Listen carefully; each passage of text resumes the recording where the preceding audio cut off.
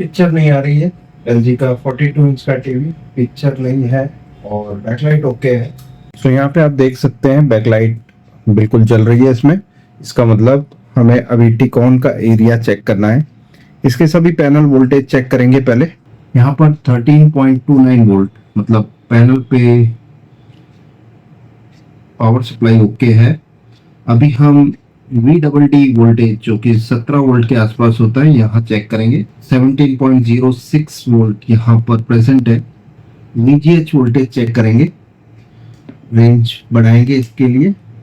200 की रेंज में रखा हुआ है मल्टीमीटर को। यहाँ पर 28 वोल्ट बता रहे हैं, ओके है।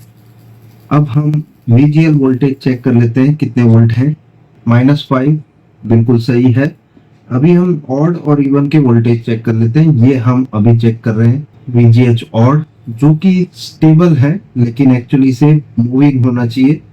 ऑन और ऑफ दोनों सिग्नल यहाँ बताना चाहिए, मतलब 27 और -5 दोनों बताना चाहिए। और VGH इवन यहाँ पर 28 वोल्ट बता रहा है, इसमें भी ऐसा ही होना चाहिए। ऑन ऑफ दोनों बताना चाहिए लेकिन नहीं बता रहा है। यहाँ पर -5 और 28 होना चाहिए था।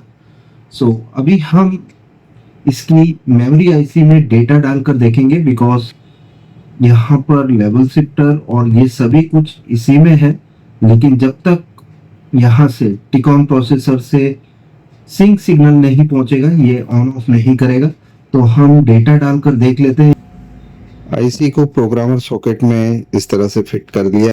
यहाँ पर ये जो फर्स्ट पिन का मार्क है और ये जो डॉट है आईसी पे, ये दोनों को बराबर से आइडेंटिकल रखा हुआ है।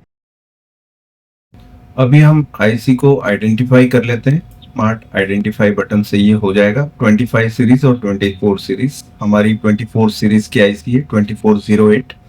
इसे सिलेक्ट करेंगे, ओके करेंगे। यहाँ पर आप देख सकते हैं ये 24C08 ही सिलेक्ट हो गई है अपने आप ही। अभी हम इसके डेटा को रीड करके देखेंगे पहले। तो हम एक टेस्ट फोल्डर के अंदर, ये जस्ट चेक करने के लिए है कि क्या इसकी बफर में कोई प्रॉब्लम तो नहीं। यहाँ पर कुछ डेटा है जो मुझे ऐसा लग रहा है कि ये खाली है या नहीं, वो तो हमें दूसरा डेटा देखने पर पता चलेगा। लेकिन यहाँ पर एड्रेस नंबर 000F0 से लेकर 120 तक यहाँ पर डेटा एम्प्टी दिख रहा है मुझे। तो मैं क्या करूँगा, इसमें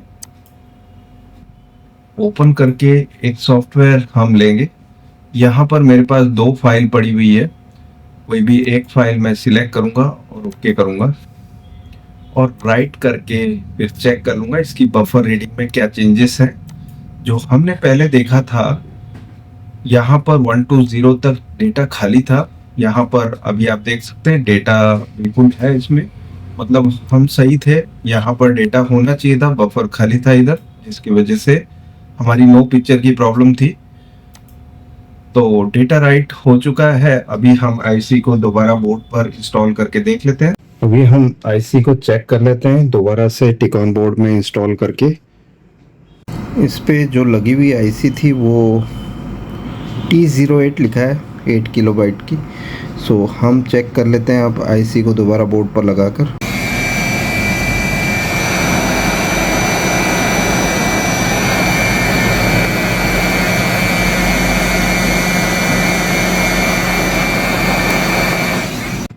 ठीक है, तो हम जो हमारी मिसिंग वोल्टेज था VGH ऑड और VGH इवन के, ऑड के चेक कर रहे हैं पहले। यहाँ पे स्विचिंग लाइन -5 और 27 बता रही है और ये कंप्लीट है अभी। और VGH इवन यहाँ पर 28 -5, 28 -5। ठीक है, तो ये दोनों ही सिग्नल्स VGH ऑड और VGH इवन दोनों ही अब स्विच हो रहे हैं। तो ये अब कंप्लीट हो चुका है टीवी हमारा, ऐसा लगता है। पिक्चर चेक कर लेते हैं। चलिए, तो हम अब चेक कर लेते हैं पिक्चर को, क्या पिक्चर हमारी अब बनने लगती है। यहाँ पे आप देख सकते हैं पिक्चर तो बन गई है, लेकिन कुछ प्रॉब्लम है, लाइनें आ रही है।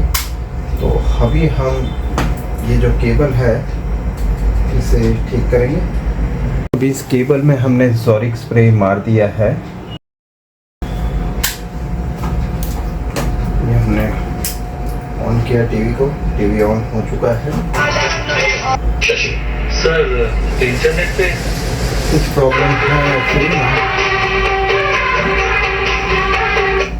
हॉरिजॉन्टल कुछ एरिया में लाइंस आ रही है, तो ये पैनल रिप्लेसमेंट में जाएगा अगर जो इसे पूरी तरह ठीक करना है तो।